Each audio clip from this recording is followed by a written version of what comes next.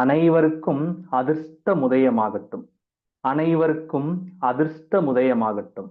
அனைவருக்கும் அதிர்ஷ்டமுதயமாகட்டும். சோ அதிர்ஷ்ட யோகம் அப்படின்ற ஒரு டைட்டில், அதை பார்த்து சரிங்க இதுல என்னதான் இருக்கு அப்படின்னு சொல்லிட்டு கத்துக்கலாம்னு சொல்லிட்டு ஒவ்வொருத்தரும் இந்த செஷனுக்கு வந்திருப்பீங்க.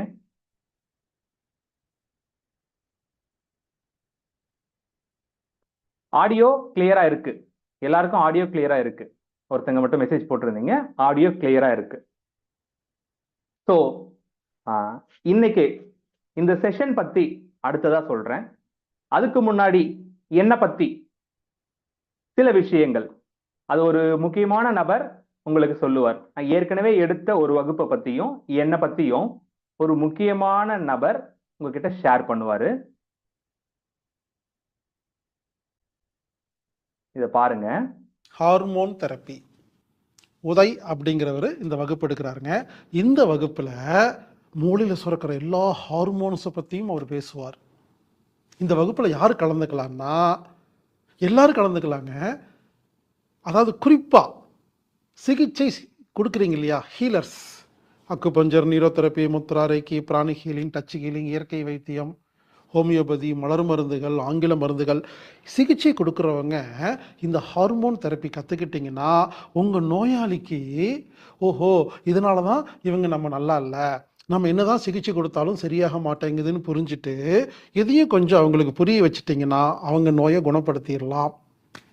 இந்த வகுப்பில் மாணவர்கள், ஆசிரியர்கள், பெற்றோர்கள், சிகிச்சை கொடுப்பவர்கள், நோயாளிகள் எல்லாரும் கலந்துக்க வேண்டிய ஒரு அருமையான வகுப்பு ஹார்மோன் தெரப்பி லெவல் 1. ஆமாங்க, எல்லாரும் கலந்துக்கங்க, ரொம்ப யூஸ்ஃபுல்லாக இருக்குங்க. இன்னைக்கு இருக்கிற காலகட்டத்தில் இது ரொம்ப ரொம்ப ரொம்ப அவசியமான வகுப்பு. குறிப்பாக இந்த செல்ஃபோன் ரேடியேஷன்லேருந்து எப்படி நம்ம காப்பாற்றிக்கிறது, நம்ம உடம்புல எப்படிங்க ஹாப்பியாக ஹார்மோன் சுரக்க வைக்கிறது அப்படிங்கிற வகுப்புங்க. இதுவரை யாருமே இந்த மாதிரி ஒரு வகுப்பை நடத்தி நான் பார்த்தது இல்லைங்க. அந்தளவுக்கு தெளிவான ஒரு வகுப்பு. எனது நண்பர் உதய் அவர்கள் இந்த வகுப்பை உங்களுக்கு கொடுக்கிறார். Hormone therapy level 1. பாருங்கள் நண்பர்களே, ஹார்மோன்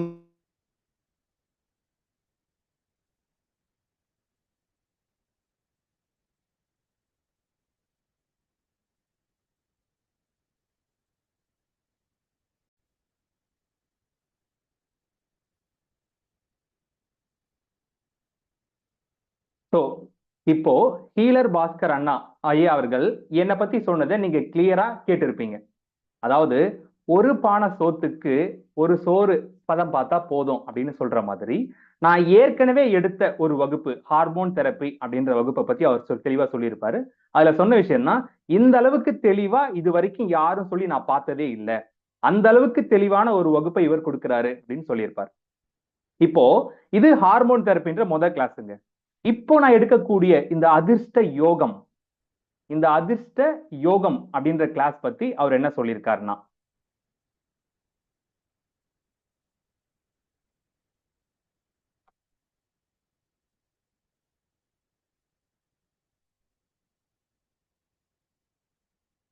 அதாவது நான் பல வருஷமா பல்வேறு விஷயங்களை மக்களுக்கு புரிய வச்சுட்டு வரேன். நான் தவற விட்ட அனைத்து விஷயத்தையும் ஒன்னா நீங்க கொடுக்குறீங்க.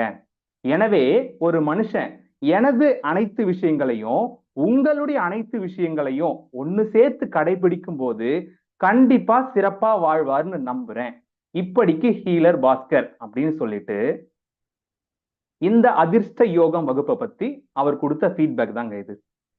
ஸோ இன்னைக்கு நீங்க ஒரு விஷயத்த, முக்கியமான விஷயத்தை இந்த 3 நாள் செஷன்ல நீங்க கத்துக்க போறீங்க அப்படின்னு சொல்லும் போது, ஏற்கனவே அறிவில் சிறந்த ஆக சிறந்த நபர்கள் அதை பத்தி பார்த்து இது நல்லா இருக்குங்க, சூப்பரா இருக்குங்க அப்படின்னு சொன்னா நமக்கு இன்னொரு எக்ஸ்ட்ரா அடிஷனல் பெனிஃபிட் அங்க கிடைக்கும். ஸோ இந்த வகுப்பு எப்படி இருக்க போகுது அப்படின்றத பத்தி இன்ட்ரோடக்ஷனா அவர் சொல்லிட்டாருங்க. அடுத்ததா இன்னொன்னு என்னன்னா, ஏற்கனவே நம்ம என்ன மாதிரியான முடிவுகள்லாம் எடுத்தோமோ அதனால தான் இன்னைக்கு வாழ்க்கையில இப்படி இருக்கும். இன்னைக்கு எடுக்கக்கூடிய முடிவு நல்லா இருந்துச்சு அப்படின்னு சொன்னா ஃபியூச்சர்ன்றது நமக்கு சூப்பரா மாறிக்கிட்டே போகும். ஸோ முதல்ல உங்க எல்லாருக்கும் என்னுடைய வாழ்த்துக்கள். ஏன் அப்படின்னா, இந்த நேரத்தை எது எதுக்கோ செலவு எத்தனையோ பேர் பண்ணிக்கிட்டு இருக்காங்க.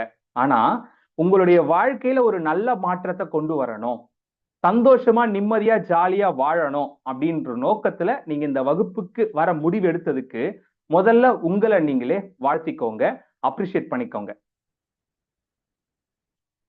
அடுத்ததாங்க, அதிர்ஷ்ட யோகம் அப்படின்னா என்னங்க? அதாவது ஒரு அருமையான வரி கேள்விப்பட்டிருப்பீங்க. உன் தேவைக்கு நீ கடவுளிடம் கேட்பது வேண்டுதல்கள், உன் தேவையை அறிந்து கடவுளையே கொடுப்பதுக்கு பேர் தான் ஆசீர்வாதம். இதை இப்படி கூட சொல்லலாங்க. உன் தேவைக்கு நீ பிரபஞ்சத்திடம் கேட்பது வேண்டுதல்கள், உன் தேவையை அறிந்து பிரபஞ்சமே கொடுப்பதுதான் ஆசீர்வாதம். இப்ப சிலருக்கு டவுட் வரும், எங்கங்க நானும் கோயிலையும் கேட்டுக்கிட்டு தான் இருக்கேன், பிரபஞ்சத்திலையும் கேட்டுக்கிட்டு தான் இருக்கேன், எவ்வளவு கேட்டாலும் அவருக்கு காது கேக்குதான்னு தெரிய மாட்டேங்குது, மேல இருந்து பாத்துக்கிட்டு தான் இருக்காரு நான் இவ்வளவு கஷ்டப்படுறேன்னு சொல்லிட்டு. பணம் கம்மியா இருக்கு, வேலை கிடைக்க மாட்டேங்குது, குடும்பத்துல பிரச்சனை இருக்கு, இதெல்லாம் இருக்கே, ஏதாச்சும் ஒண்ணு பண்ணி சரி பண்ணி விட்டுருவாரு அப்படின்னு பார்த்தா ஆகலையே அப்படின்னு சொல்லிட்டு பலருக்கு சந்தேகம் இருக்கும். சோ இதில் தான் நம்ம என்ன புரிஞ்சுக்க போறோம் அப்படின்னு சொன்னா, சிலருக்கு தானாவே இதெல்லாம் நல்லபடியா அமையும், சிலருக்கு கொஞ்சம் கொஞ்சம் ஏதாவது இருக்கும். அதை நாம என்ன மாதிரியான அறிவியல் பூர்வமான பயிற்சிகளும் ஆன்மீக பூர்வமான புரிதல்களும் இது ரெண்டையும் ஒண்ணு சேர்த்து நம்ம வாழ்க்கையில சேர்த்துக்கிறது மூலமா இந்த ஆசீர்வாதத்தை அதிகப்படுத்துறது எப்படி, அதத்தான் அதிர்ஷ்டம், அதிர்ஷ்ட யோகம் அப்படின்னு சொல்றோம். இந்த கலையத்தான் இந்த 3 நாள்ல நீங்க என்ன பண்ணிக்க போறீங்கன்னா கத்துக்க போறீங்க. இந்த 3 நாள்ல எப்படி நீங்க எல்லாம் அதிர்ஷ்டசாலியா மாறுறது, வேணும் வேணும் வேணும் வேணும் வேணும்னு கேட்கறதெல்லாம் கொஞ்சம் நிப்பாட்டி வச்சுட்டு தானா வர வைக்கிறது எப்படி, தானா பல விஷயங்கள் நல்ல விஷயங்கள் நல்ல மாற்றங்கள் நம்ம வாழ்க்கையில வர வைக்கிறது எப்படி அப்படின்றத நாம இந்த 3 நாள் செஷன்ல பார்க்க போறோம். சோ அதிர்ஷ்ட யோகம்னா என்ன அப்படின்னு சொல்லிட்டு இப்போ உங்களுக்கு புரிஞ்சிருக்கும். சிலருக்கு என்னென்னலாம் கிடைக்கும், இந்த செஷன்ல நீங்க வந்திருக்கீங்க இல்லையா, ஒரு பொருள் நாம வாங்குறோம்னா இதனால நமக்கு என்னென்ன பெனிஃபிட் அப்படின்னு நம்ம கேட்கிற மாதிரி இந்த செஷன் முடிக்கும் போது எனக்கு என்னென்னலாம் பெனிஃபிட் கிடைச்சிருக்கும் அப்படின்னு கேட்டா, முதல் விஷயம் உங்களுடைய கோபம், கோபம் அதிகமாகி பிபி அதிகமாகி அதெல்லாம் குறைஞ்சு நிதானமா ஆயிடுறீங்க. ஸ்ட்ரெஸ் ஓவரா இருக்குங்க, வேலையிலயும் சரி வீட்லயும் சரி ஸ்ட்ரெஸ்ஸா இருக்கு, தூக்கமே வர மாட்டேங்குது அப்படின்றவங்களுக்கு அதெல்லாம் சரியாகும். எப்ப பாரு எதையோ நினைச்சு வருத்தப்பட்டுக்கிட்டே இருக்குங்க, அப்படிதான் போய்கிட்டு இருக்கு அப்படின்னு சொன்னா அது சரியாகும். பயம், படபடுப்பு, பதட்டம் அது இருந்தா சரியாகும். அடுத்ததா நிறைய பேருக்கு ஹெல்த் இஷ்யூஸ்லாம் இருக்கு, உடம்புல அந்த சில நோய்கள் அந்த மாதிரிலாம் சில விஷயங்கள்லாம் இருக்கு, அது ஒவ்வொன்னா சரியாக ஆரம்பிக்கும். அடுத்ததா ஹஸ்பண்ட் ஒய்ஃப் இவங்க இடையில ஏதாவது பிரச்சனை இருந்தா சரியாகும், மாமியார் மருமகளுக்கு இடையில பிரச்சனை இருந்தா சரியாகும், குடும்பத்துல இல்ல ரிலேஷன்ஷிப் ப்ராப்ளம் வேலை செய்யற இடத்துல அந்த மாதிரிலாம் இருந்தா அது ஒவ்வொன்னா சரியாக ஆரம்பிக்கும். அடுத்ததா வேலையில எவ்வளவுதான் கஷ்டப்பட்டு உழைச்சாலும் ப்ரமோஷனே கொடுக்க மாட்டேங்கிறாங்க அப்படின்றவங்களுக்கு ப்ரமோஷன் கிடைக்க ஆரம்பிக்கும். வேலை இந்த இடம் சரியில்லைங்க, வேற இடத்துல மாறணும்னு நினைக்கிறேன் அப்படின்றவங்களுக்கு நல்ல இட மாற்றம் கிடைக்கும். அடுத்ததா வாழ்க்கையில எவ்வளவு பெரிய பிரச்சனை கஷ்டம் வந்தாலும் அதெல்லாம் பொறுத்துக்கக்கூடிய தாங்கிக்கக்கூடிய சக்தி உங்களுக்குள்ள அதிகமாகும். இது மட்டும்தான் நடக்குமாங்க அப்படின்னு கேட்டா, நிறைய பேருக்கு இப்ப இருக்கிறது பண பிரச்சனை, அது கொஞ்சம் எப்படியா சரி பண்ணி கொடுத்துருங்கன்னு சொல்லும்போது எதிர்பாராமல் உங்களுக்கு பணம் வர ஆரம்பிக்கும். நல்லா புரிஞ்சுக்கோங்க, எதிர்பாராம பணம் வர ஆரம்பிக்கும். நிறைய உங்களுக்கு ஆஃபர் கிடைக்கும், கிஃப்டா கிடைக்கும். நீங்க ஒரு பொருள் வாங்கணும்னு பாக்குறத இன்னொருத்தர் வந்து கிஃப்ட் அந்தாப்பா வச்சுக்கப்பா அப்படின்னு கொடுத்துட்டு போவாங்க. இந்த மாதிரி எதுலதெல்லாம் பணம் உங்களுக்கு சேவ் பண்ண முடியுமோ அந்த மாதிரி பல விஷயங்கள் உங்களுக்கு வந்து சேரும். இது மட்டும்தான். அடுத்ததா பல வருஷமா நடக்காததெல்லாம் நடக்க ஆரம்பிக்கும். அடுத்து சார் எனக்கு இதெல்லாம் இருக்கு, பணம் இருக்கு, ஃபேமிலி நல்லா இருக்காங்க, எல்லாம் நல்லா இருக்கு, ஆனா அதை தாண்டி ஆன்மீக லெவலுக்கு போகணும் அப்படின்னு சிலருக்கு இருக்கும் இல்லைங்களா, அப்போ ஞானி மாதிரி வாழறது எப்படி அப்படின்றது தெரிய வரும். அப்புறம் நிறைய பேருக்கு சொர்க்கத்துக்கு போகணும்னு ஆசை இருக்கு. யாருக்காவது சொர்க்கத்துக்கு போகணும்னு ஆசை இருக்குங்களா? இருந்தா நீங்க எஸ் அப்படின்னு டைப் பண்ணலாம். எஸ் சார் எனக்கு வந்து ஆசை இருக்கு சார். S, no, S. நிறைய பேருக்கு சொர்க்கத்துக்கு போக ஆசை இருக்கு. அதற்கான வழியும் இந்த செஷன் முடியும் போது உங்களுக்கு கிடைக்கும். அடுத்ததாங்க ஜோதிடம், அதை பார்த்தாலே பயமா இருக்குங்க அப்படின்னு சொன்னா அந்த பயம் உங்களுக்கு அதுல இருந்து நீங்கும். கர்மாவை பார்த்தா இன்னும் பயமா இருக்குங்க அப்படின்னு சொன்னா அந்த பயம் இதுல இருந்து நீங்கும். அடுத்ததா சரியான குரு யாருன்னு உங்களுக்கு தெரிய வரும். தென் இதெல்லாம் தாண்டி இந்த முக்தி வேணும், மோட்ச வேணும்லாம் கேட்டுட்டு இருக்காங்க இல்லைங்களா, அவங்களுக்கு அதற்கான பாதையும் ஓப்பன் ஆகும். அடுத்ததா, ஒரு நபர் நீங்க மாறுறது மூலமா 1000 பேருடைய வாழ்க்கையில நல்ல மாற்றத்தை கொண்டு வரும். இன்னைக்கு செஷன்ல நீங்க 162 பேர் இருக்கீங்க அப்படின்னு சொன்னா, இன்னைக்கு நான் கொடுக்கிற மாற்றம் இந்த 3 நாள் செஷன் முடியும் போது 162 இன்ட்டு 1000 கணக்கு போட்டுங்க, 1,62,000 பேருடைய வாழ்க்கையில சூப்பரான நல்ல மாற்றத்தை இந்த வகுப்பு கொண்டு வரும். என்னங்க எல்லாமே சொல்றீங்க அப்படின்னு கேட்டா, அதிர்ஷ்டம்னா என்ன அர்த்தம்? உங்களுக்கு இதுதான் கிடைக்கும், உங்களுக்கு இதுதான் கிடைக்கும்னு சொல்றது அதிர்ஷ்டம். நமக்கு என்ன வேணுமோ, நமக்கு என்ன தேவையோ, எது நம்ம வேணும்னு நினைச்சோமோ அது நமக்கு கிடைக்கணும் ஈஸியா, அதுதான் அதிர்ஷ்டம். அப்ப அதிர்ஷ்ட யோகம்னு சொல்லும் போது இதெல்லாம் கிடைக்கும் இதெல்லாம் கிடைக்காது அப்படிலாம் கிடையாது. உங்களுக்கு எது வேணும், உங்களுக்கு எது தேவை, நீங்க எதை ஆசைப்படுறீங்க, எதை விருப்பப்படுறீங்க, அதுதான் உங்களுக்கு கிடைக்க ஆரம்பிக்கும்.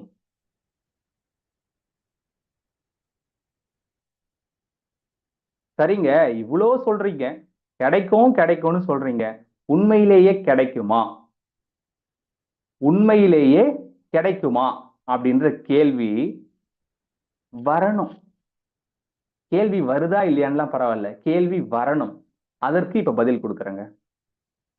அதாவது ஏற்கனவே போன அதிர்ஷ்ட யோகம் செஷன்ல ஜாயின் பண்ணி அவங்க அவங்களோட ஃபீட்பேக் கொடுத்துருக்காங்க. அதை இங்க பாருங்க. பார்வதின்றவங்க, இந்த செஷன் ஆரம்பிச்சதுல இருந்து ஜாயின் பண்ணதுல நான் ரொம்ப சந்தோஷமா இருக்குங்க. வயிறு பெருசா இருந்து குறைஞ்சிருச்சுங்க. பினான்சியல் இஷ்யூ எல்லாம் இருந்தது, ஆனா இப்ப எனக்கு ரொம்ப நம்பிக்கை வந்துருச்சு. அதிர்ஷ்டம் எனக்கு உதயமாக போகுது, உதயம் ஆயிடுச்சு. சில ப்ராப்ளம் எல்லாம் மேஜிக்கா சால்வ் ஆக ஆரம்பிச்சிருச்சு அப்படின்னு சொல்லியிருக்காங்க. அடுத்ததா வருணா சிவகுமார் அப்படின்ற மேம் வந்து 5 வருஷமா நாங்க எங்க போகிறோம்னு நினைச்சோமோ அந்த இடத்துக்கு இப்ப போயிட்டு வந்தோங்க, ரொம்ப சந்தோஷமா இருக்குங்க, உதய் சகோதரருக்கு நன்றி அப்படின்னு சொல்லியிருக்காங்க.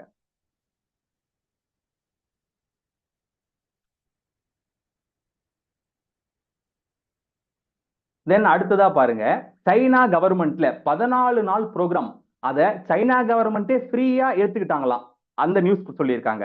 அடுத்தது அருண் அப்படின்றவருக்கு கரெக்டா அந்த செஷன் முடியும் போது அவருக்கு ஜாப்ல ரொம்ப நாளா கிடைக்காம இருந்த ப்ரொமோஷன் அவருடைய ஜாப்ல அவருக்கு கிடைச்சிருச்சு. அடுத்ததா இதுல என்ன சொல்லியிருக்காங்க பாருங்க, I felt happy and relax till the morning, never feel this experience before. இது வரைக்கும் இப்படி ஒரு ஃபீலிங் நான் என் வாழ்க்கையில அனுபவிச்சதே இல்லைங்க அப்படின்னு ஒருத்தங்களும். அடுத்ததா, நான் தான் இந்த உலகத்திலே மிகப்பெரிய லக்கியான பர்சன் அப்படின்னு சொல்லிட்டு நான் வந்து புரிஞ்சுக்கிட்டேன் அப்படின்னு சொல்லக்கூடிய ஃபீட்பேக் இருக்கு. அடுத்ததா பாத்தீங்கன்னா, எதிர்பார்க்காத பணம், வர வேண்டிய பணம் வந்துருச்சுங்க, ரொம்ப நாளா வரல, எங்க வரப்போகுதுன்னு நினைச்சோம், ஆனா வந்துருச்சுங்க, தேங்க்யூ உதயா சார் அப்படின்னு அனிதா மேம் சொல்லியிருக்காங்க. அடுத்து செல்வகுமார் சார், அவர் பண்ணக்கூடிய பிசினஸ்ல ஆர்டர்ஸ் இப்ப நிறைய வர ஆரம்பிச்சிருச்சான், பல வழியில ஆர்டர் வந்துருச்சுன்னு சொல்லிட்டு அவருடைய ஃபீட்பேக் அவர் கொடுத்திருக்காரு. அடுத்ததா இதை பாருங்க, தங்கவேலு அப்படின்றவர் 2 வருஷமா ஒரு ட்ரீட்மெண்ட் எடுத்துட்டு இருக்காரு, ஆனா அப்ப கிடைக்காத ஒரு ரிலீஃப் இப்போ அவருக்கு அந்த ட்ரீட்மெண்ட்ல கிடைச்சிருச்சு. அடுத்ததா 1 வருஷமாவே எனக்கு வந்து வேற டிபார்ட்மெண்ட் மாத்தி கொடுங்க, உடம்பு வந்து ஒரு மாதிரி இருக்குன்னு சொல்லும் போது கிடைக்காத ஆர்டர் இப்போ கிடைச்சிருச்சு, அவர் வந்து ஆர்டர் வந்து மாத்தி கொடுத்துட்டாங்க. தென் கடைசியா 70 லட்சம் மதிப்புள்ள வீடு ஒருத்தங்களுக்கு கிடைச்சிருக்கு. 70 லட்சம் மதிப்புள்ள வீடு ஒருத்தங்களுக்கு கிடைச்சிருக்கு. ஸோ இதெல்லாம் பார்க்கும்போது உங்களுக்கு என்ன தோணும்னா, இத்தனை பேர் லைஃப்ல மாற்றம் நடந்திருக்கா, இத்தனை பேருடைய லைஃப்ல இவ்வளவு சேஞ்சஸ் நடந்திருக்கா? இதெல்லாம் சும்மாங்க, நான் கொடுத்துருக்கு ஜஸ்ட் ஒரு 10% தான். இன்னொன்னு என்னன்னா, ஒரு ஒரு அம்மாக்கு சுகர், அதுலயும் டேப்லெட் சாப்பிட்டு சாப்பிட்டு அடுத்து இன்சுலின் போட்ட லெவலுக்கு போயிட்டாங்க. அவங்க இந்த செஷன் அட்டன் பண்ணி இதுல சொல்லக்கூடிய பயிற்சி எல்லாம் செஞ்சதுக்கு அப்புறம் இப்போ சுகர் நில், நல்லா புரிஞ்சுங்க, சுகர் நில் அப்படின்னு சொல்லிட்டு டாக்டரே ஆச்சரியப்படுற லெவலுக்கு மாற்றம் நடந்திருக்கு அப்படின்னு சொல்லியிருக்காங்க. ஸோ இத்தனை மாற்றங்கள் எங்க கிடைச்சதுன்னா இந்த ஒரு செஷன்ல தாங்க கிடைச்சது. அவங்களுக்கெல்லாம் மாறுதுன்னு சொன்னா உங்களுக்கு மாறும் தானே, உங்களுக்கு மாற்றம் கிடைக்கும் தானே? கிடைக்கும், கண்டிப்பா கிடைக்கும். ஸோ இப்போ அதிர்ஷ்ட யோகம், அதிர்ஷ்டம் அப்படின்றது நல்லா புரிஞ்சுக்கோங்க, ஆளும் வளரணும் அறிவும் வளரணும் அதுதானே வளர்ச்சி அப்படின்னு சொல்ற மாதிரி ஒவ்வொரு மனுஷனுக்கும் அறிவும் இருக்கணும் அதிர்ஷ்டமும் இருக்கணும், அதுதான் வாழ்க்கையில தரும் பெரும் வளர்ச்சி. ஏன்னா அறிவு இருக்கிறவங்க நல்லா பாருங்க, ஸ்கூல்ல 99 மார்க் அறிவை வச்சு எடுத்துடலாங்க, ஆனா அந்த 1 மார்க் எடுத்து சென்டம் எடுக்கிறோம் பாருங்க, அதுக்கு ஒரு லக் அங்க நமக்கு தேவைப்படுது. வேலையில சேர்றதுக்கு எப்படினாலும் சேர்ந்துடலாம். ஆனா அதுல ஒரு ப்ரமோஷன் வாங்குறோம் இல்லைங்களா? ஒருத்தர் கஷ்டப்பட்டு உழைச்சிக்கிட்டே இருப்பாரு, ஒருத்தர் பார்த்தா டக்கு டக்குன்னு அவர் கிடைச்சிக்கிட்டே இருக்கும். அப்போ அங்க அறிவும் தேவைப்படுது, அதிர்ஷ்டமும் தேவைப்படுது. அடுத்ததா, அறிவு இருக்கிறவங்க எல்லாம் ஸ்கூல்ல வந்து டீச்சர்ஸா அந்த மாதிரி இருப்பாங்க. ஆனா அதிர்ஷ்டம் இருக்கிறவங்க பார்த்தா அதுக்கும் மேல லெவல்ல இருப்பாங்க. காலேஜ் எல்லாம் பாத்தீங்கன்னா ப்ரொஃபசர், ஹெச்ஓடி லெவல்ல இருப்பாங்க. ஆனா அதிர்ஷ்டம் இருக்கிற நபர் அந்த காலேஜுக்கே ஓனரா இருப்பார். இந்த மாதிரி வாழ்க்கையில் நமக்கு ஒவ்வொரு இடத்திலுமே அறிவு மட்டும் போதாது, அதிர்ஷ்டம் அப்படின்றது தேவைப்படுது. அதிர்ஷ்டம் அப்படின்னா என்ன? அதாவது அதிர்ஷ்டம் அப்படின்னா என்ன? அதிர்ஷ்டம்னா நல்லா புரிஞ்சுக்கோங்க. அது இஷ்டத்துக்கு வந்தா அதுக்கு பேரு அதிர்ஷ்டம். அதாவது அது இஷ்டத்துக்கு ஏதோ ஒரு பொருள், ஏதோ ஒரு விஷயம், ஏதோ ஒரு நபர், ஏதோ ஒரு சம்பவம் வரும். அது எனக்கு பிடிச்ச மாதிரி நான் இஷ்டப்பட்ட மாதிரி இருந்தா அதுக்கு பேரு அதிர்ஷ்டம். இதுவே அது பாட்டுன்னு தானா வரும், ஆனா எனக்கு பிடிக்காத மாதிரி பிரச்சனையை கொடுக்கிற மாதிரி ஒரு பிரச்சனையை உண்டு பண்றதா வந்தா அதுக்கு பேரு தான் துரதிர்ஷ்டம். நல்லா புரிஞ்சுக்கங்க, அதிர்ஷ்டத்துக்கும் துரதிர்ஷ்டத்துக்கும் பெருசா வித்தியாசம் இல்ல. தானாதான் கிடைக்குது. நமக்கு பிடிச்ச மாதிரி நமக்கு இஷ்டப்பட்ட மாதிரி இருந்தா அதுக்கு பேரு அதிர்ஷ்டம். நமக்கு பிடிச்ச மாதிரி நமக்கு இஷ்டப்பட்ட மாதிரி இல்ல அப்படின்னு சொன்னா அதுக்கு பேரு துரதிர்ஷ்டம். சரிங்க. இப்போ அதிர்ஷ்டத்தை அதிகப்படுத்தணும் அப்படின்னு சொன்னா பொதுவா எல்லாரும் என்ன பண்ணுவாங்க? அதை நீங்க கமெண்ட்ல மெசேஜ் பண்ணலாம். பொதுவா எல்லாரும் என்ன பண்ணுவாங்க? இப்போ ஒரு நபர் வந்து ரொம்ப கஷ்டப்பட்டு உழைக்கிறாரு, எல்லாம் பண்றாரு. ஆனா அவருடைய பிசினஸ் சூப்பரா போல, வேலையில வந்து ப்ரமோஷன் எல்லாம் கிடைக்கலன்னு சொன்ன உடனே நம்ம எவ்வளவு உழைக்கிறோம், ஆனா அதிர்ஷ்டம் ஒண்ணு இல்லாம போகுதே, அப்ப அதுக்கு என்ன பண்ணலாம் அப்படின்னு தேடுவாரு. கண்டிப்பா உங்கள பல பேர் தேடி இருப்பீங்க. அந்த மாதிரி தேடும் போது பொதுவா எல்லாரும் பண்ணக்கூடிய விஷயங்கள் என்னென்ன? ஒண்ணு தியானம்னு சொல்லியிருக்காங்க. ரெண்டாவது பிரேயர் டு காட். ஓகே, கடவுள்கிட்ட வணங்குறது. ரிலாக்ஸ் பண்ணணும். ஜோசியம் பார்க்கணும். வெரி குட், நல்ல பதில் கொடுத்திருக்கீங்க. நல்ல பதில். அடுத்து வேண்டுதல்கள், மெடிடேட், பரிகாரம். சூப்பர், பரிகாரம் சூப்பர். பொதுவா எல்லாரும் என்ன பண்ணுவாங்க?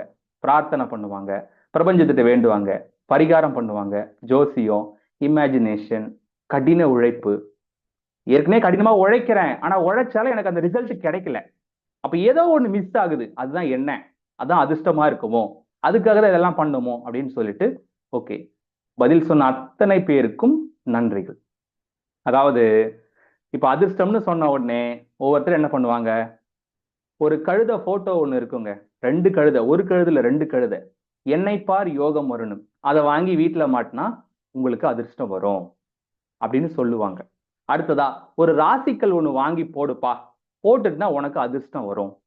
ஒரு அதிர்ஷ்ட கல்ல ஒண்ணு வாங்கி போடுப்பா, வாங்கி போட்டா உனக்கு ஒரு அதிர்ஷ்டம் வரும். அடுத்து தாயத்து ஒண்ணு வாங்கி கட்டு, உனக்கு அதிர்ஷ்டம் வரும். அடுத்ததா, தூர ஒரு ஒரு சாமியார் இருக்காரு, அவர்கிட்ட போயிட்டு ஆசீர்வாதம் வாங்கிட்டு வந்து வச்சுக்க, உனக்கு மிகப்பெரிய அதிர்ஷ்டம் தான், அப்படியே பணம் கொட்டோன்னு கொட்டும் அப்படின்னுவாங்க. அப்புறம் மலைக்கு மேல ஒரு கோயில் இருக்கு, அந்த சாமி கிட்ட போயிட்டு வந்து உனக்கு அதிர்ஷ்டம் பணம் எல்லாம் வரும் அப்படின்னு சொல்லுவாங்க. இப்ப ரீசெண்டா போய்கிட்டு இருக்குது கருங்காலி மாலை. இந்த கட்டையில் செய்த கருங்காலி மாலையை நீங்கள் அணிந்தால் உங்களுடைய அனைத்து பிரச்சனைகளும் தீர்ந்து போகும் அப்படின்னு சொல்லிட்டு ஒரு பொருளை வாங்கி ஏதோ ஒண்ணு நம்ம போட்டோம்னா நமக்கு அதிர்ஷ்டம் வரும் அப்படின்றது இப்ப பொதுவா இருக்கக்கூடிய புரிதல். பொதுவா எல்லாரும் செய்யக்கூடிய ஒரு விஷயம். இப்போ இதெல்லாம் வேலை செய்து சிலருக்கு, ஏன் வேலையே செய்ய மாட்டேங்குது பலருக்கு? யோசிச்சிருக்கீங்களா? இதெல்லாம் வேலை செய்து சிலருக்கு, வேலையே செய்ய மாட்டேங்குது பலருக்கு. யோசிச்சிருக்கீங்களா? அது ஏன்னு தான் இப்ப நம்ம புரிஞ்சுக்கணும். அது ஏன் அப்படின்னு சொல்லிட்டு இப்ப நம்ம புரிஞ்சுக்கிறோம். ஏன் அப்படின்னா, அதாவது ஒரு பொருள் நாம என்ன பண்றோம், ஏதோ ஒரு ஒரு மோதிரமோ, ஒரு ராசிக்கல்லோ, ஒரு மந்திரமோ, இல்ல ஒரு தாயத்தோ, ஒரு கருங்காலி மாலையோ, ஏதோ ஒண்ணு நாம என்ன பண்றோம், வாங்கி போடுறோம். சோ நாம என்ன புரிஞ்சுக்கணும் அப்படின்னு சொன்னா, நம்ம உடம்புல எத்தனை செல்கள் இருக்கு அப்படின்னு கேட்டா கிட்டத்தட்ட 70 லட்சம் கோடி செல்கள் இருக்குது. என்னது லட்சமா கோடியா சார் அப்படின்னு கேட்டா, லட்சம் கோடி. 70 லட்சம் கோடி செல்கள் நம்ம ஒவ்வொருத்தருடைய உடம்பிலும் இருக்குது. அந்த ஒவ்வொரு செல்லுமே ஈர்ப்பு சக்தி, எதிர்ப்பு சக்தின்னு ரெண்டு விதமான சக்தியில வேலை செஞ்சுக்கிட்டு இருக்கு. ஒவ்வொரு செல்லும் ஈர்ப்பு சக்தி எதிர்ப்பு சக்தின்ற ரெண்டு விதமான சக்தியில வேலை செஞ்சுக்கிட்டு இருக்கு. இப்போ ஒரு தாயத்தோ ஒரு கருங்காலி மாலையோ ஒரு கல்லோ இதெல்லாம் வாங்கி ஒருத்தர் போட்டார். இன்னொருத்தர் என்ன பண்ண அதெல்லாம் வாங்கி போட்டாரு. இவருக்கு வேலை செய்யுது, இவருக்கு வேலையே செய்ய மாட்டேங்குது. இவர் என்ன பண்றாருன்னா, சரி ஓகே கல்லு வேலை செய்யல, அடுத்து இன்னொரு ஜோசியரை பார்ப்போம், அடுத்து அதுவும் வேலை செய்யல, ஒரு தாயத்தை கட்டுவோம், அடுத்து ஒண்ணுன்னு சொல்லிட்டு அடுத்து மாத்திட்டு போயிட்டே இருக்காரு. இங்க புரிஞ்சுக்க வேண்டியது என்ன அப்படின்னு சொன்னா, இந்த ஒரு கல், அதாவது ஒரு மோதிரம் போட்டுறோம் அப்படின்னு சொன்னா நம்ம உடம்புல மொத்தம் 70 லட்சம் கோடி செல்லும் ஒரு ஒரு மோதிரம் மாதிரி, ஒரு கருங்காலி மாலை மாதிரி, ஒரு தாயத்து மாதிரி, ஒரு எந்திர மாதிரி, ஒரு மந்திர மாதிரி, ஒரு தந்திர மாதிரி நம்ம உடம்புல இருக்கக்கூடிய ஒவ்வொரு செல்லும் வேலை செய்யும். இப்போ ஒரு கல்லு வேலை செய்யுமா இல்ல 70 லட்சம் கோடி செல்லு வேலை செய்யுமா? நல்லா யோசிங்க. ஒரு சைடு ஒரு கல்லு மட்டும், இன்னொரு சைடுல 70 லட்சம் கோடி செல்கள், எது வேலை செய்யும்? இந்த கல்ல வேலை செய்யுன்றீங்க, இந்த 70 லட்சம் கோடி செல்லு தாங்க வேலை செய்யும். அதாவது கருங்காலி மாலை வேலை செய்யும், எதிர்ப்பு சக்தியில இருக்கிற நபர்கிட்ட வந்துருச்சுன்னா அந்த மாலை வேலை செய்யாது. அதிர்ஷ்ட கல் வேலை செய்யும், ஆனா அது எதிர்ப்பு சக்தி உள்ள நபர்கிட்ட வந்தா அது வேலை செய்யாது. தாயத்து வேலை செய்யும், எதிர்ப்பு சக்தியில இருக்கிற நபர்கிட்ட வந்தா அந்த தாயத்து வேலை செய்யாது. இத கல்லு விக்கிறவங்க, தாயத்து விக்கிறவங்க, இது விக்கிறவங்க இது புரியாம பண்ணிருவாங்க, இத தெரியாம கொடுத்துருவாங்க. அதனாலதாங்க சிலருக்கு வேலை செய்து பலருக்கு வேலையே செய்ய மாட்டேங்குது. இப்போ நாம ஒரு கல்லோ ஒரு தாயத்தோ ஒரு மந்திரமோ எந்திரம் இதெல்லாம் வாங்கி போடணுமா, அல்லது இந்த உடம்புல இருக்கிற 70 லட்சம் கோடி செல்களை நமக்கு தேவையானதை ஈர்க்கக்கூடிய ரிசீவ் பண்ணக்கூடிய காந்தமா மாத்தணுமா? நம்பர் 1 வெளியிருந்து பொருளை வாங்கி போடணும். நம்பர் 2 நம்மளுடைய உடம்புல இருக்க 70 லட்சம் கோடி செல்களையும் காந்தமா மாத்தணும். என்ன பண்ணணும்? நம்பர் 1 நம்பர் 2 அப்படின்னு மெசேஜ் போடுங்க.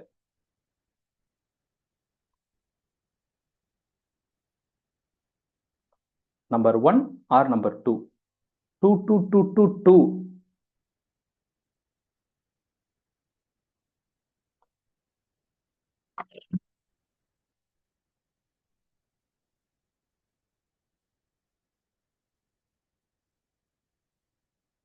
இதுதாங்க ரொம்ப ரொம்ப முக்கியமான கேள்வி. ஏன் அப்படின்னா, எது கரெக்டா வேலை செய்யும்ன்றது முதல்ல நமக்கு புரியணும்.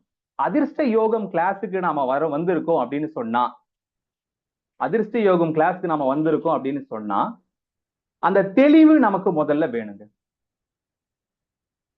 சரி, இப்ப என்ன புரிஞ்சுக்கிட்டோம் அப்படின்னு சொன்னா, ஈர்ப்பு சக்தி ஒரு நபருடைய உடம்புல இருக்கக்கூடிய செல்கள் எல்லாம் ஈர்ப்பு சக்தியில வேலை செஞ்சா, அதாவது அதை அட்ராக்ஷன் போர்ஸ் சொல்லுவோம், அட்ராக்டிவ் போர்ஸ். எதிர்ப்பு சக்தி அப்படின்றது ரிப்பல்சிவ் போர்ஸ் அப்படின்னு சொல்லுவாங்க. இப்போ ஒரு நபர் ஈர்ப்பு சக்தியில தான் இருக்காரு, எதிர்ப்பு சக்தியில தான் இருக்காருன்னு எப்படி கண்டுபிடிக்கிறது? அடுத்ததா அவர் எதிர்ப்பு சக்தியில இருந்தா ஈர்ப்பு சக்திக்கு எப்படி மாத்துறது அப்படின்றதெல்லாம் இந்த 3 நாள் செஷன்ல உங்களுக்கு ஒவ்வொன்னா சொல்லி தரப்படும். ஸோ இதுல இருக்கக்கூடிய பயிற்சியெல்லாம் நீங்க செய்ய ஆரம்பிச்சீங்க அப்படின்னு சொன்னா அப்படியே உங்களுடைய லைஃப் ஆட்டோமேட்டிக்கா என்ன ஆகும்னா சேஞ்ச் ஆகிக்கிட்டே வரும், மாறிக்கிட்டே வருங்க.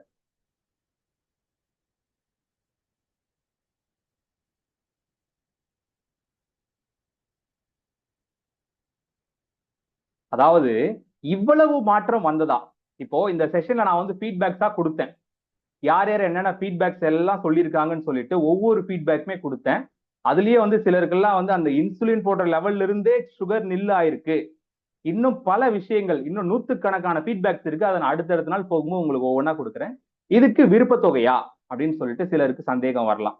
அதாவது நல்ல விஷயம் நாம பலருக்கும் சொல்லி கொடுக்கறது மூலமா அதனால இன்னும் மேலும் பலருக்கு நல்லது நடக்கும் அப்படின்றதுனாலையும், மக்களுடைய வாழ்க்கைய நல்ல மாற்றத்தை உருவாக்கணும் அப்படின்றதுனாலையும் தான் இந்த வகுப்பை விருப்ப தொகையா நான் கொடுத்திருக்கேன்.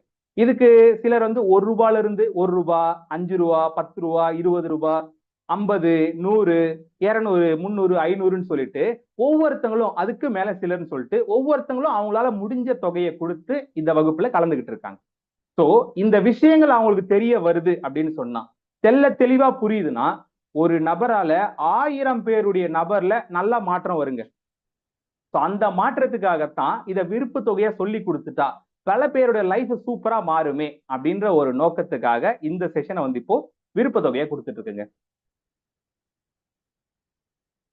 தென் நம்ம இதுல எப்படி இருக்கும், பயிற்சி பயிற்சின்றீங்களே, அதெல்லாம் ரொம்ப கஷ்டமா இருக்குமோ இல்ல ரொம்ப டஃப்பா இருக்குமோ அப்படின்னு கேட்டா, அதுக்குதான் understanding the ripple effect. Ripple எஃபெக்ட்னா என்னன்னா, வாட்டர், அதாவது வாட்டர் ஒரு இடத்துல இருக்கு, அதுல ஒரு கல்லை தூக்கி போட்டீங்க அப்படின்னு சொன்னீங்கன்னா அப்படியே சுத்தி சுத்தி அலையலையா அலையலையா போய்கிட்டே இருக்கும். ஒரு சின்ன கல்லு தான், ஆனா அந்த தண்ணி எவ்வளவு தூரம் பரவி இருக்கோ அது மொத்தத்துக்கும் அந்த அலை வந்து போய் சேரும். அந்த மாதிரி நம்ம பண்ற பயிற்சி எல்லாம் சிம்பிளா இருக்கும், ஆனா சூப்பர் நேச்சுரல் லெவல்ல பவரை கொடுக்கும். ஈஸியா எளிமையா இருக்கும், but very very very very எஃபெக்டிவா இருக்கும். இந்த ஒரு கல்ல ரெண்டு மாங்காய் அப்படின்னு சொல்லுவாங்க இல்லைங்களா, ஒரு கல்லு மெனி மாங்கா, ஒரு கல்லு மெனி மாங்கா அப்படின்ற மாதிரி ஒவ்வொரு பயிற்சியும் நமக்கு எப்படி இருக்குன்னு சொன்னா அப்படியே கிளாரிட்டியை வந்து கொடுத்துக்கிட்டே இருக்கும். இப்போ இப்ப நான் இப்போ முதல்ல நாம எங்க இருக்கிறோம் அப்படின்றத தெளிவா புரிஞ்சுக்கணுங்க.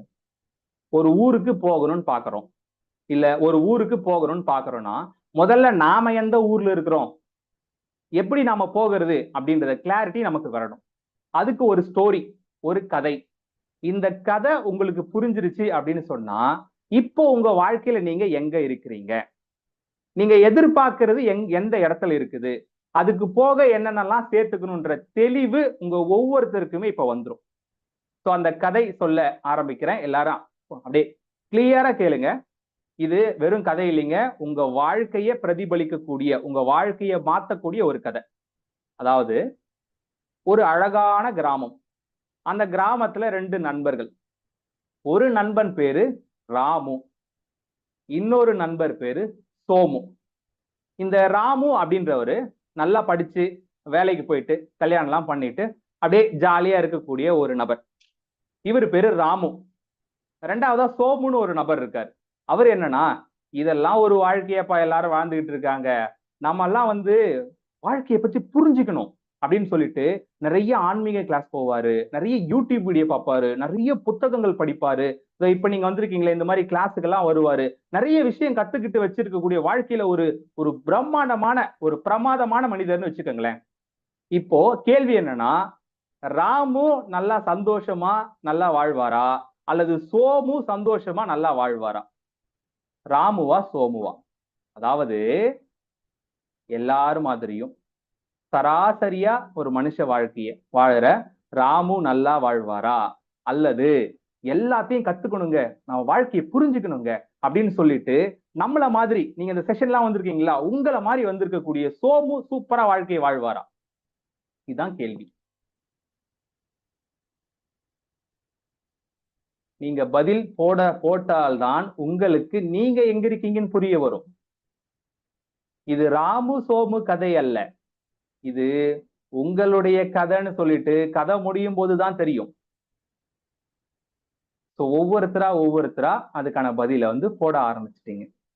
சரிங்க, இப்போ ராமு சோமு பார்த்துட்டோம். இப்ப ராமு எப்படி சோமு எப்படி பிஹேவ் பண்ணாரு பார்ப்போம். எல்லாருமே நல்லவங்க தான், நல்லாதான் இருப்பாங்க, எது வரைக்கும்னா அவங்க வாழ்க்கையில ஒரு பிரச்சனை வர வரைக்கும் தான். இப்போ ராமு வாழ்க்கையில ஒரு பிரச்சனை வந்துச்சுன்னா அவர் என்ன பண்ணுவாருன்னா, கோயிலுக்கு போயிட்டு ஏன் என்ன இப்படி டார்ச்சர் பண்ற, ஏன் இப்படி என்ன டென்ஷன் பண்ற, எப்படியாவது இந்த பிரச்சனை எல்லாம் சரி பண்ணி வை அப்படின்னு சொல்லிட்டு புலம்பிட்டு வீட்டுக்கு வந்து ஜாலியா அந்த பிரச்சனையை சரி பண்ணிட்டு அவர் வாழ்க்கையை வாழ ஆரம்பிச்சிருவார். ஆனா இந்த சோமு அப்படின்ற இருக்காரு பாத்தீங்களா, அவரு ஒரு பிரச்சனை வந்தா ஒருவேளை இது கர்மாவா இருக்குமோ, ஒருவேளை ஜாதகத்தை கட்டம் சரியில்லாம போயிருக்குமோ, ஏழரை சனியா இருக்குமோ, ராகுக்கு எதுவா இருக்குமோ, வாஸ்து ப்ராப்ளமா இருக்குமா அப்படின்னு சொல்லிட்டு கண் திருஷ்டி பட்டிருக்குமோன்னு எதெல்லாம் அவர் படிச்சாரோ, எதெல்லாம் கேட்டாரோ, எதெல்லாம் புரிஞ்சுக்கிட்டாரோ, அதுவா இருக்குமோ, இதுவா இருக்குமோ, அதுவா இருக்குமோ, இதுவா இருக்குமோன்னு சொல்லிட்டு அந்த பிரச்சனைக்கு தீர்வை காணாம அது எதனால வந்திருக்குன்னு கண்டுபிடிக்கிறதுக்குள்ளேயே அவருக்கு போதும் போதுன்னு ஆயிரும். இப்போ நீங்க சொல்லுங்க, ராமு சந்தோஷமா இருக்காரா அல்லது சோமு சந்தோஷமா இருக்காரா? ராமுவா சோமுவா? யாரு நல்லா வாழ்றது, யாரு சந்தோஷமா இருக்கிறது? ராமு. ராமு. சோ இதுல இருந்து நாம என்ன புரிஞ்சுக்கணும் அப்படின்றதாங்க முக்கியம். இந்த கதையில இருந்து நாம என்ன புரிஞ்சுக்கணும் அப்படின்னு சொன்னா, பொதுவா எல்லாரும் என்ன தெரிஞ்சு வச்சிருக்காங்கன்னா, நாம ஒரு கிளாஸுக்கு போனாலோ ஒரு புக்கு படிச்சாலோ கோயிலுக்கு போனாலோ, பூஜை பண்ணாலோ, பரிகாரம் பண்ணாலோ, இல்ல நான் பல பேருக்கு அன்னதானம் பண்ணாலோ நம்ம வாழ்க்கை சூப்பரா மாறிடும் அப்படின்னு சொல்லிட்டு புரிஞ்சு வச்சிருக்காங்க. இதெல்லாம் பண்ணாதவங்க தான் வாழ்க்கையில கஷ்டப்பட்டுக்கிட்டு இருப்பாங்க அப்படின்னு புரிஞ்சு வச்சிருக்காங்க. ஆனா உங்களுக்கு நல்லா தெரியும், இதுல ஒன்னத்தையும் பண்ண மாட்டாங்க. ஒரு கிளாஸுக்கு போக மாட்டாங்க, எதுவும் அட்டன் பண்ண மாட்டாங்க, உங்க வீட்டிலேயே இருப்பாங்க. அவங்க ஜாலியா தான் இருப்பாங்க. எல்லா கிளாஸுக்கும் போற நீங்க உங்கள பல பேரு வருத்தத்தோட இருப்பீங்க. நல்லா புரிஞ்சுக்கோங்க, வருத்தமா இருப்பீங்க. அப்படி இல்லைன்னா அந்த கிளாஸ்ல உங்களுக்கு என்னென்னலாம் சொல்லி கொடுத்தாங்களோ அதை நீங்க இம்ப்ளிமெண்ட் பண்ணி பார்க்கும்போது வீட்டுல தேவையில்லாத பிரச்சனை வரும். அந்த மாதிரி என்ன ஆகும்னா நடக்க ஆரம்பிக்கும்.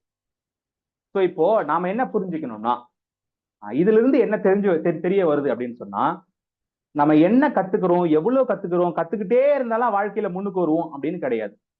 கத்துக்கிற விஷயங்கள்ல தெளிவு நமக்கு கிடைக்க கிடைக்க கிடைக்கத்தான் நம்முடைய வாழ்க்கைன்றது முன்னேறி போகும். எவ்வளவு தெரிஞ்சு வச்சிருக்கிறோம் அப்படின்லாம் முக்கியமே கிடையாதுங்க. எந்த அளவுக்கு தெளிவா இருக்கும், எந்த அளவுக்கு கிளாரிட்டியா இருக்கும் அப்படின்றதுதான் ரொம்ப ரொம்ப ரொம்ப ரொம்ப முக்கியமான விஷயம். சோ இப்ப நம்ம ராமு மாதிரி இருந்தாலும் பரவாயில்ல, சோமு மாதிரி இருந்தாலும் பரவாயில்ல, நாம அடுத்த கட்ட லெவல் போக போறோம். அதுக்குதான் என்னென்ன பண்ணணும் அப்படின்னு சொல்லிட்டு புரிஞ்சுக்க போறோம். சோ இப்போ நீங்க ஏற்கனவே பல செஷன்ல அட்டன் பண்ணிருக்கிறதுனால நீங்க ராமு கேட்டகரியில வர மாட்டீங்க. யாருக்காவது பிரச்சனைகள் அப்படின்றது வந்தா அது சோமு அப்படின்ற ஒரு கேட்டகரியில வரும். சோ இந்த படத்தை பார்க்கும்போது உங்களுக்கு பல விஷயம் புரிஞ்சிருக்கும். பல பேருக்கு இந்த படமே புரியாம இருந்திருக்கும். என்னையா இது படம், எப்ப பார்த்தாலும் யாராவது ஒருத்தர் உட்கார்ந்து தியானம் பண்ணுவாரு, சக்கராசெல்லாம் ஒன்னாகும், எல்லாம் சேரும், இது என்ன படுத்துக்கிட்டு இருக்கு, இதுல ஒண்ணுமே புரிய மாட்டேங்குதே அப்படின்னு சொல்லிட்டு சிலருக்கு யோசனை வரும். அதாவது தியானம் பண்ணிதான் நம்ம கிட்ட கொண்டு சேர்க்கணும் அப்படின்னு கிடையாது. நாம தூங்கிக்கிட்டே இருந்தாலும் சரி, நாம வேற ஏதோ ஒரு வேலை செஞ்சுக்கிட்டே இருந்தாலும் சரி, நமக்கு தேவையான நல்ல விஷயங்கள் நம்ம வாழ்க்கையில கொண்டு சேர்க்கிறது எப்படி அப்படின்னு தெரிஞ்சுக்கிறது தான் இந்த படம்.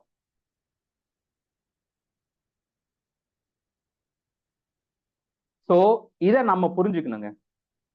நீங்க இத புரிஞ்சுக்கிட்டீங்கன்னு சொன்னா கிளாரிட்டி ஆகும். அதாவது மனிதர்களை 4 விதமா பிரிக்கலாம். ஊர்ல 4 பேர் அப்படி இருப்பாங்கன்னு சொல்லுவாங்க இல்லையா, 4 விதமா. அந்த 4 விதத்தை இதுல இருந்து நீங்க புரிஞ்சுக்கலாம். ஃபர்ஸ்ட் என்ன அப்படின்னு சொன்னா, ஃபர்ஸ்ட் இங்க இருக்கு பாருங்க, இது என்ன அப்படின்னு சொன்னா,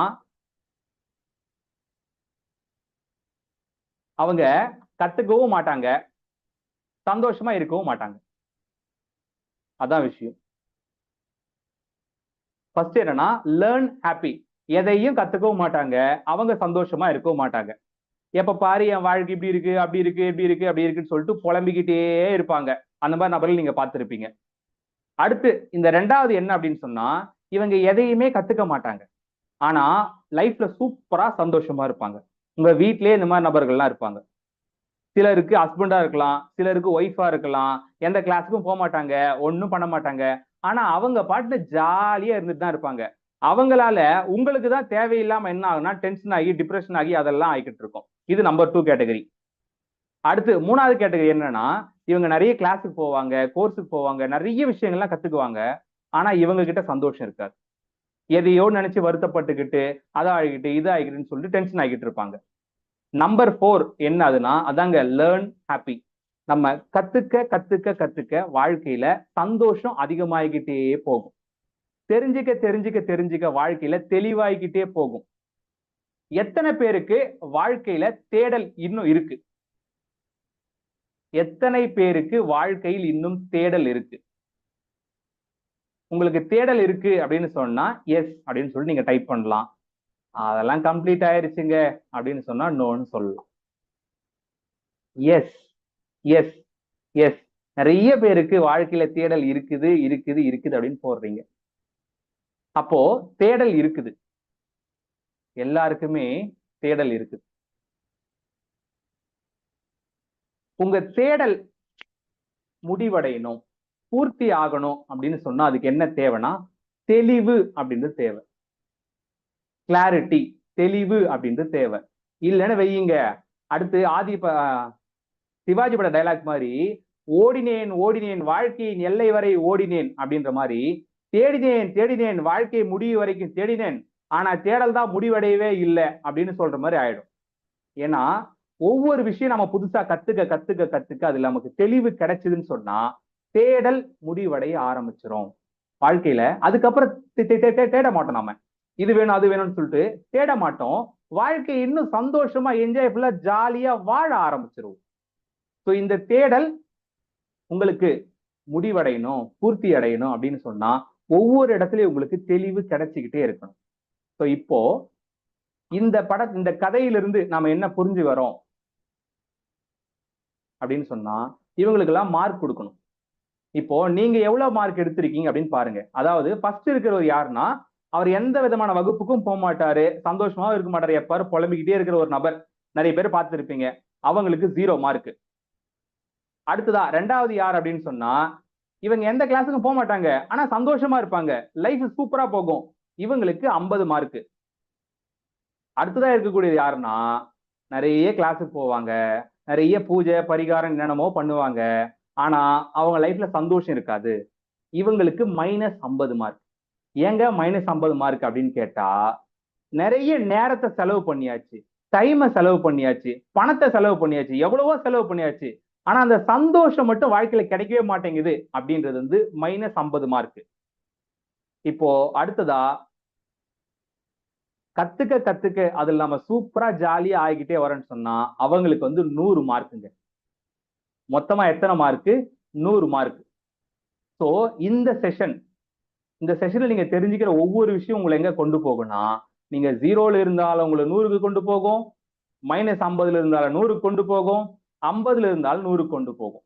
நீங்க எந்த ஸ்டேஜ்ல இருந்தாலும் சரி அந்த இடத்திலிருந்து உங்களை 100 மார்க்குக்கு கொண்டு போகும்.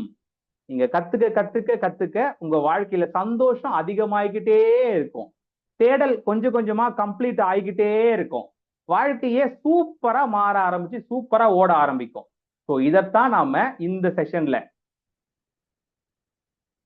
நாம தெரிஞ்சுக்க போறோம்.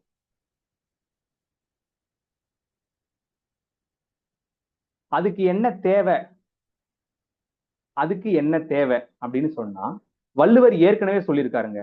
ஒருமைக்கண் தான் கற்ற கல்வி ஒருவருக்கு எழுமையும் ஏமாப்பு உடைத்து. இதுக்கு என்ன பொருள் அப்படின்னு பார்த்தா, ஏன்னா பொருள் தானே முக்கியம், குரலை விட அதுக்கான பொருள் என்ன அப்படின்றதுதான் முக்கியம். ஒரு பிறப்பில் கற்ற கல்வியானது அந்த பிறவிக்கு மட்டும் இல்லாம 7 பிறவிக்கும் உதவும். அதாவது ஒரு பிறவியில கற்ற கல்வி அப்படின்றது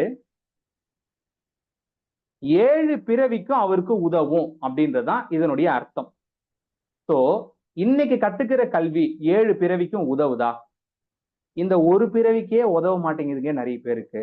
இந்த ஒரு பிறவியிலேயே சந்தோஷமா இருக்க உதவ மாட்டேங்குது, நிம்மதியா இருக்க உதவ மாட்டேங்குது, ஜாலியா இருக்க உதவ மாட்டேங்குது. எப்ப பாரு தேவையில்லாம கோபம், கவலை, டென்ஷன், பயம்னு சொல்லிட்டு இப்படியேதான் பல பேருடைய வாழ்க்கை என்ன ஆகிட்டுன்னா ஓடிக்கிட்டு இருக்கு. அப்போ கத்துக்கிற கல்வியானது எப்படி இருக்கு அப்படின்றத புரிஞ்சுக்கோங்க. இந்த படத்தை பார்த்தா உங்களுக்கு ஒரு விஷயம் புரிய வரணும். அதாவது என்னன்னா இடது பக்கம் இருக்கிறவர் தான் ரியல். நம்ம பாக்குறோம் இல்லைங்களா, நம்ம பாக்குற நபர்கள் எல்லாமே இடது பக்கத்துல இருக்கிற நபர்கள் மாதிரி தான் இருப்பாங்க. ஆனா அவங்க உள்ளுக்குள்ள எந்த மாதிரி ஓடிக்கிட்டு இருக்குன்னா இந்த ரைட் சைடுல ஒரு நபர் இருக்காரு இல்லைங்களா, இந்த மாதிரிதான் தாட்ஸ் எண்ணங்கள் எல்லாம் ஓடிக்கிட்டு இருக்கும். இப்படிதாங்க இங்க இருக்கக்கூடிய பல பேர், ஆல்மோஸ்ட் மோர் தென் 90% பீப்புள் இப்படிதான் இருக்காங்க அப்படின்னு சொன்னா எத்தனை பேர் ஏத்துக்குவீங்க? எத்தனை பேர் ஏத்துக்குவீங்க இப்படி சொன்னா, இதுதாங்க இப்படிதாங்க இருக்காங்கன்னு சொன்னா? அதுதான் ஒரு ரிசர்ச் போட்டிருக்கேன். ரிசர்ச் அதாவது என்னன்னா India is not that happy. இந்தியால இருக்கிறவங்க சந்தோஷமா இல்லை. அதாவது உலகத்துல இருக்கிற மக்கள்லாம் எந்தெந்த நாட்டுல இருக்கிறவங்க சந்தோஷமா இருக்காங்கன்னு சொல்லிட்டு லிஸ்ட் எடுத்திருக்காங்க 2024ல. அந்த லிஸ்ட்ல நல்லா பாருங்க, ஃபர்ஸ்ட்ல பின்லாந்து இருக்கு. அப்படியே கீழே வந்தீங்கன்னா இந்தியாவோட நம்பர் பாருங்க 126வது இடத்துல இருக்கு. கடைசியா ஆப்கானிஸ்தான் 143ல இருக்கு. அப்போ இந்தியா 126, இந்தியா எங்க இருக்கு? 126வது லெவல்ல இருக்கு. அப்ப என்ன அர்த்தம்னா இந்தியாவில இருக்கிற நிறைய பேர் சந்தோஷமா இல்ல அப்படின்றத ரிசர்ச் பூர்வமா ஆதாரப்பூர்வமா சொல்றாங்க அப்படின்றது அர்த்தம். இதுக்கு காரணம் என்ன? இதுக்கு காரணம் என்ன? இதுல இருந்து நம்ம வெளியே வரணும் என்ன பண்ணணும் அப்படின்னு சொன்னா, அதை தூக்கி போடணும்னா, திருமந்திரத்தில் திருமூலர், அதாவது தமிழில் தோன்றிய முதல் நூல், தமிழில் உருவாக்கின எழுதின முதல் நூல் திருமூலர் எழுதிய, இதுல இந்த பாட்டுக்கு அர்த்தம் நமக்கு புரிஞ்சிருச்சு அப்படின்னு சொன்னா, இந்த பாட்டுக்கு அர்த்தம் புரிஞ்சிருச்சுன்னா உங்களுடைய தேடல் அப்படின்றது ஒவ்வொன்றா முடிவடைய ஆரம்பிக்கும். அடுத்ததா வாழ்க்கையில சந்தோஷன்றது இன்னையிலிருந்தே வர ஆரம்பிக்கும். எவ்வளவு பெரிய பிரச்சனை வந்தாலும் அந்த பிரச்சனை உங்களுக்கு தீர ஆரம்பிக்கும். நீங்க அதிர்ஷ்டசாலியா மாற ஆரம்பிப்பீங்க இந்த நொடியிலிருந்து. அதாவது குருட்டினை நீக்கும் குருவினை கொள்ளார், குருட்டினை நீக்கா குருவினை கொள்வார். குருடும் குருடும் குருட்டாட்டம் ஆடி குருடும் குருடும் குழி விழுமாறே. இதற்கு அர்த்தம், அதாவது இதுக்கு அர்த்தம் உங்களுக்கு புரிஞ்சிருச்சுன்னு சொன்னா இன்னைக்கே உங்களுக்கு தெளிவு, மிகப்பெரிய அறிவு கண்ணே உங்களுக்கு ஓப்பன் ஆயிரும். என்னன்னா, குருட்டினை நீக்கும் குருவினை கொள்ளார். உங்களுடைய அறியாமையை நீக்கிற குரு, அதை நீங்க பெறல, இல்ல குருவை வந்து தேடல அப்படின்னு சொன்னா, கிடைக்கலனா அறியாமையிலே இருக்கக்கூடிய குரு உங்களுக்கு கிடைச்சிருவாரு. ரெண்டு பேரும் குருடும் குருடும் சேர்ந்து குருட்டாட்டம் ஆடுற மாதிரி, கண்ணு தெரியாத சேர்ந்து குருட்டாட்டம் ஆடி போய் குழியில விழுந்த மாதிரி, அறியாமையிலிருந்து உங்களை நீக்கக்கூடிய நபர் அந்த குரு உங்களுக்கு கிடைக்கல அப்படின்னு சொன்னா வாழ்க்கையில ஒரு நல்ல மாற்றம், நல்ல முன்னேற்றம் அப்படின்றது கிடைக்காது அப்படின்னு தான் அர்த்தம். சோ இப்ப நீங்க யோசிக்க வேண்டியது என்னன்னா, உங்களுக்கு உங்க வாழ்க்கையில நீங்க இது வரைக்கும் கத்துக்கிட்ட விஷயங்கள், தெரிஞ்சுக்கிட்ட விஷயங்கள் எல்லாமே உங்களுக்கு கிளாரிட்டியே கொடுத்திருக்கா அல்லது குற்ற உணர்ச்சியை கொடுத்திருக்கான்னு யோசிச்சு பாருங்க. கர்மா அப்படின்ற ஒரு விஷயத்த பத்தி தெரியாத வரைக்கும் நல்லா தான் இருக்கு, வாழ்க்கை சூப்பரா தான் போகுது. என்னைக்கு கர்மா அப்படின்ற ஒரு விஷயத்த பத்தி தெரிஞ்சுக்கிறோமோ அப்பதாங்க தேவையில்லாத பிரச்சனையே ஆரம்பிக்குது. ஒருவேளை இதுவா இருக்குமோ, இந்த கர்மாவா இருக்குமோ, இதனாலதான் இப்படி ஆயிட்டு இருக்குமோ, இதை கழிக்கிறதுக்கு என்ன பண்றது, இதை நீக்கிறதுக்கு என்ன பண்றதுன்னு சொல்லிட்டு கோயிலா அங்க இங்கன்னு சொல்லிட்டு தேடி தேடி ஓட வேண்டியதா இருக்கு. ஒரு ஜாதகத்துல ஒரு நபருக்கு 7.5 சனி இருக்கு. அதாவது இப்ப உங்க பசங்க இருக்காங்கன்னு வச்சுக்கோங்க, போயிட்டு வந்து ஜோசியம் பாக்குறீங்க. அப்போ ஒரு ஜாதகர் சொல்றாரு, ஜோசிகாரர் சொல்றாரு, உங்க பையனுக்கு வந்து 7.5 சனி இருக்குங்க, ஒரு 7.5 வருஷம் கொஞ்சம் கஷ்டம்தான், அதுக்கப்புறம் வந்து நல்லா சூப்பரா வந்துருவாருங்க அப்படின்னு சொன்னா கூட, திடீர்னு அவர் ஒரு பைக் எடுத்துட்டு வெளியே போறாரு, இல்ல ஊருக்கு போறாரு, ஃப்ரெண்ட்ஸ் கூட ட்ரிப்புக்கு போறாரு அப்படின்னு சொன்னா உங்க மனசு படபடக்குமா ஆகாதா? நல்லா சொல்லுங்க, கொஞ்சம் யோசிங்க. உங்க மனசு படபடப்பாகுமா ஆகாதா? 7.5 சனி நடக்குது, இது கொஞ்சம் வந்து ரொம்ப கஷ்டமான ஒரு காலம், இதை மட்டும் கடந்து வந்துட்டாரு அப்படின்னு சொன்னா நல்லா வந்துருவாரு. 7.5 வருஷத்துக்கு அப்புறம் நல்லா வந்துருவாருன்னு தான் சொல்றாங்க. ஆனா இந்த 7.5 வருஷம் வரைக்கும் அப்பா அம்மாவா இருக்கக்கூடிய உங்களுக்கு அவங்க அதை செய்யும் போது, ஒரு வெளியே போகும்போது, அதை பண்ணும்போது, இதை பண்ணும்போது ஒரு பதட்டம், ஒரு படபடப்பு, ஒரு பயம் உங்களுக்கு வருமா இல்லையா? அடுத்ததாங்க, நான் ஆல்மோஸ்ட் மோர் தென் ஒரு 50 குருக்களுக்கும் மேல அவங்களுடைய எல்லா கிளாஸஸும், நிறைய கிளாஸஸ் எல்லாம் அட்டன் பண்ணியிருக்கேன். நிறைய பேர் நீங்களே எல்லாரும் அட்டன் பண்ணிருப்பீங்க கிட்டத்தட்ட. பல குருக்கள் என்ன பண்றாங்கன்னா, சிலர் வந்து நல்ல தெளிவான கருத்தை சொல்லி கொடுத்து வாழ்க்கையில முன்னேற வச்சிடுறாங்க. ஆனா பல குருக்கள் என்ன பண்றாங்கன்னா, நீ பிறந்ததே வேஸ்ட், பிறந்ததே பாவம் பண்ணதுனாலதான், இந்த பிறவியே கர்மாவை கழிக்கத்தான், போன ஜென்மத்துல என்ன பண்ண பாவம்லாம் பண்ணியோ அந்த பாவத்தை கழிக்கத்தான் இந்த பிறவி அப்படின்னு சொல்லிட்டு பாவப்பட்ட பிறவி மாதிரி சொல்லி சொல்லி சொல்லி சொல்லி சொல்லி நமக்குள்ள ஒரு குற்ற உணர்ச்சி என்ன பண்ணிடுறாங்கன்னா உருவாக்கிடுறாங்க. இதத்தான் என்ன சொல்ல வர்றாருன்னா, குருட்டினை நீக்காத குருவை கொள்வார் அப்படின்னு சொல்லிட்டு திருமந்திரத்தில் திருமூலர் சொல்ல வராரு. உங்க வாழ்க்கையில உங்களுக்கு சந்தோஷத்தை, நிம்மதிய யார் ஒருத்தர் கொண்டு வராரோ அந்த மாதிரியான நபரை நீங்க என்ன பண்ணுங்கன்னா அந்த அறிவுரையை கேளுங்க. அந்த அறிவுரையை நீங்க வாழ்க்கையில ஃபாலோ பண்ணாதான் முன்னுக்கு வர முடியும். அப்படி இல்லை அப்படின்னு சொன்னா தேவையில்லாத இந்த மாதிரியான குழியில போய் விடக்கூடிய, வாழ்க்கையில முன்னேற்றத்தை கொடுக்காத ஒரு விஷயத்துல போய் மாட்டிக்குவீங்க அப்படின்னு திருமூலர். இதை நாம எப்படி புரிஞ்சுக்கிறோம் அப்படின்னு சொன்னா, குருட்டினை நீக்கும் குரு, நாம வந்து ஒரு குருவை தான் தேடி போகணும்னு அவசியம் இல்லைங்க. ஒரு யூடியூப் வீடியோ பார்ப்போம், ஒரு புக்கு படிப்போம், யாரோ ஒரு நபர் சொல்றதை கேட்போம். இந்த மாதிரி பல நபர்கள், பல விஷயம், பல அற்புதமான தகவல் நமக்கு தெரிஞ்சுக்கிட்டு தான் வரும்.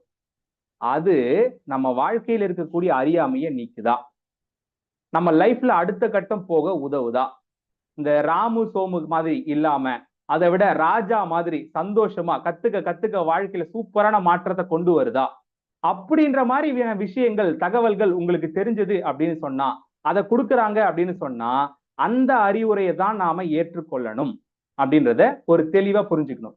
ஏன் அப்படின்னு சொன்னா, அதிர்ஷ்ட யோகம் நல்லா புரிஞ்சுக்கோங்க. அதிர்ஷ்ட யோகம். ஒரு நபர் ஈர்ப்பு சக்தியில இருந்தாரு அப்படின்னு சொன்னா, அவர் உடம்புல இருக்கக்கூடிய செல்கள் எல்லாமே காந்த மாதிரி மாறி அவங்களுக்கு தேவையான விஷயங்கள் அத்தனையும் கவர்ந்து இழுத்து கொண்டு வந்து அவங்க வாழ்க்கையை சூப்பரா மாத்தி கொடுத்துரும். ஆனா எதிர்ப்பு சக்தியில இருக்காரு அப்படின்னு சொன்னா, இருக்கிறதும் அவரை விட்டு விலகி போக ஆரம்பிச்சிரும். இந்த எதிர்ப்பு சக்தி எப்பெல்லாம் உருவாகும் அப்படின்னு சொன்னா, அப்படியே ஒவ்வொன்னா நோட் பண்ணிக்கோங்க. அப்படியே கோபம் கோபம் கோபம் கோபமா வருது இல்லைங்களா, கோபப்படும் போது. அடுத்து எப்ப பாரு கவலை, எதையாவது நினைச்சு வருத்தப்பட்டுக்கிட்டே இருக்காங்களா, கவலைப்படும் போது. ஓவரா எதுக்கேத்தாலும் டென்ஷன் ஆகிக்கிட்டே இருக்காங்களா, டென்ஷன் ஆகும் போது. அப்படியே எரிஞ்செறிஞ்சு எரிஞ்செறிஞ்சு விடுறாங்களா, அப்போ. பயம் வரும்போது, பதட்டம் வரும்போது. இந்த மாதிரி இத சிம்பிளா ஒரே விஷயத்துல முடிக்கணும் அப்படின்னு சொன்னா, கீழ்நிலை உணர்வுகள். பேட் ஃபீலிங்ல ஒரு நபர் இருக்கும்போது அவங்க உடம்புல எதிர்ப்பு சக்தின்றது வேலை செய்யும். பேட் ஃபீலிங், குற்ற உணர்ச்சியில் இருக்கும்போது, இந்த மாதிரியான பேட் ஃபீலிங்ல இருக்கும்போது அவங்களுக்கு என்ன வேலை செய்யும்னா, எதிர்ப்பு சக்தின்றது வேலை செய்யும்.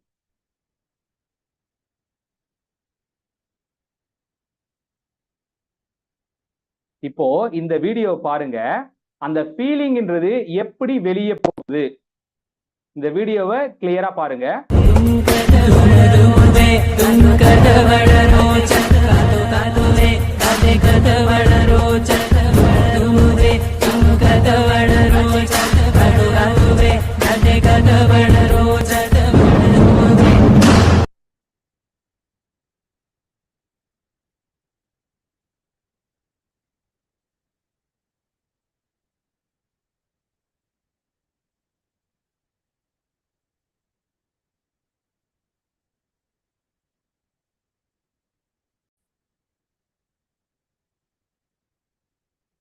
சோ அந்த வீடியோல உங்களுக்கு புரிஞ்சிருக்கும், நம்மளுடைய உணர்வுகள் ஒவ்வொன்றும் நல்லா புரிஞ்சுக்கோங்க, ஒவ்வொரு செகண்டும் என்ன மாதிரியான உணர்வுல இருக்கிறோம், என்ன மாதிரியான ஃபீலிங்ல இருக்கிறோமோ அதற்கு ஏத்த மாதிரி அந்த வீடியோல பார்த்திருப்பீங்க. அப்படியே வந்து ஒரு வெளியே போய்கிட்டே இருக்கு, ஒரு ஃப்ரீக்வன்சி மாதிரி, ஒரு வைப்ரேஷன் மாதிரி நம்மளை விட்டு வெளியே போய்கிட்டே இருக்கு. அந்த மாதிரி நீங்க என்ன மாதிரியான ஃபீலிங்ல இருக்கீங்களோ அந்த ஃபீலிங்ன்றது உங்களை விட்டு வெளியே போய்கிட்டே இருக்கும். எப்போ ஒரு நபர் கோபமா, டென்ஷனா, வருத்தமா, பயமா, கவலையோட, கீழ்நிலை உணர்வோட, பயம், பதட்டம் அப்படின்னு சொல்லிட்டு பேட் ஃபீலிங்லேயே தொடர்ச்சியா ஒரு நபர் இருக்காரோ, ஒவ்வொரு செகண்டுமே அவங்களை விட்டு இந்த மாதிரியான ஒரு அலை, ஒரு எண்ண அலை, ஒரு ஃப்ரீக்வன்சி வேவ் அப்படின்றது வெளியே போய்கிட்டே இருக்கும். அது அவங்க உடம்புல ஈர்ப்பு சக்தியை அதிகமாக்கிரும். அப்படி ஆக்கிருச்சு அப்படின்னு சொன்னா, வாழ்க்கையில எதெல்லாம் நடக்கணும்னு நினைச்சாங்களோ, எதெல்லாம் வேணும்னு நினைச்சாங்களோ அதெல்லாம் அவங்களுக்கு அவ்வளவு சீக்கிரம் வந்து கிடைக்காது. உடம்புல நோய் வந்தா சீக்கிரம் குணமாகாது. ஒரு வேலையில சேர்ந்தா அவங்களுக்கு ப்ரமோஷன் அவ்வளவு சீக்கிரம் கிடைக்காது. வேலை ரொம்ப டென்ஷன் பண்ற மாதிரி, டார்ச்சர் ஆகிற மாதிரி இருக்கும். பணம் அவங்க கிட்ட வந்தா சீக்கிரம் தங்காது. வந்த உடனே அப்படியே கிளம்பி போயிடும். வந்த வேகத்திலேயே அப்படியே செலவாயிருச்சுங்க, ஒரு மாசம் கூட பத்த மாட்டேங்குதுங்க அப்படின்னு சொல்ற மாதிரி அது செலவாகி போயிடும். அடுத்ததா எங்கேயாவது ஏதாவது பேசினாங்கன்னா அந்த இடத்துல உடனே பிரச்சனை ஆயிரும். இந்த மாதிரி அவங்களுக்கு எதெல்லாம் வந்து மேலும் கஷ்டத்தை கொடுக்குமோ, துன்பத்தை கொடுக்குமோ, வருத்தத்தை கொடுக்குமோ, கோபத்தை அதிகப்படுத்துமோ, அந்த மாதிரியான உணர்வுகள், அந்த மாதிரியான செயல்கள் தான் அவங்க வாழ்க்கையில நடக்க ஆரம்பிக்கும். நான் மறுபடியும் அந்த வீடியோ போடுறேன், இன்னொரு முறை தெளிவா பாருங்க.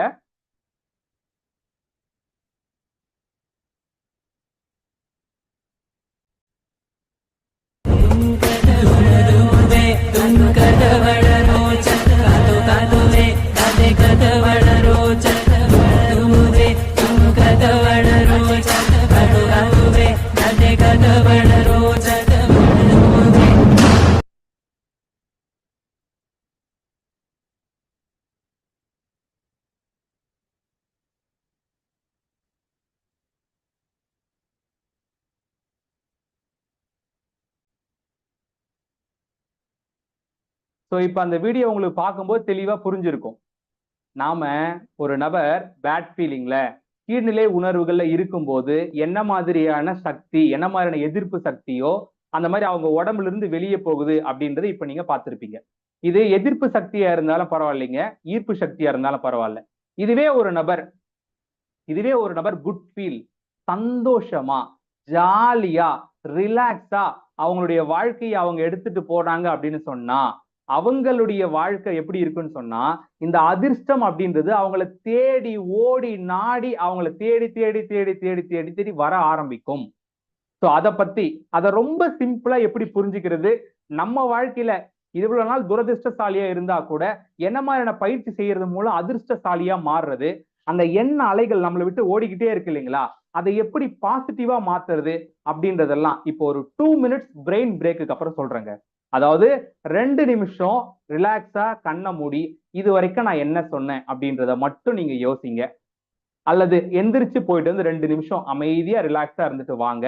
2 மினிட்ஸ் பிரெயின் பிரேக் கழிச்சு நான் உங்களுக்கு உடனே இப்ப என்ன பண்றேன்னா ஆன்சர் பண்றேங்க.